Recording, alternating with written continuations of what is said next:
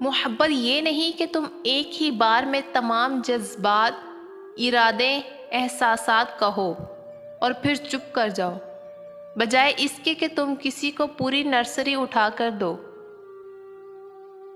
اور اسے سمجھ ہی نہ آئے کہ کون سا پھول کتاب میں رکھنا ہے اور کون سا بالوں میں سجانا۔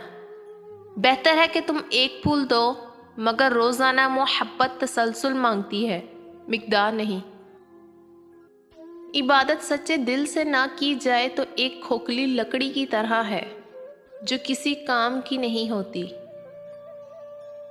معیار یہ نہیں کہ کتنے لوگ آپ کو پسند کرتے ہیں، بلکہ معیار تو یہ ہے کہ کس طرح کے لوگ آپ کو پسند کرتے ہیں۔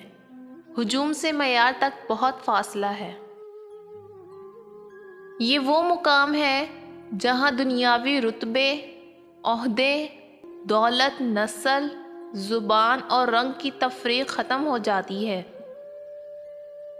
لوگ کیچڑ سے بچ کر چلتے ہیں تاکہ کپڑے خراب نہ ہو جائیں، اور کیچڑ کو یہ گھمنڈ ہونے لگتا ہے کہ لوگ اس سے ڈرتے ہیں۔ ہمارے ارد گرد بھی کچھ انسان اسی طرح گھمنڈ میں رہتے ہیں۔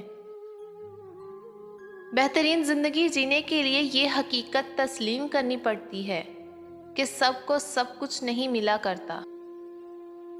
محبت کرنے والے کبھی چاہنا نہیں چھوڑتے، کبھی پرواہ کرنا نہیں چھوڑتے۔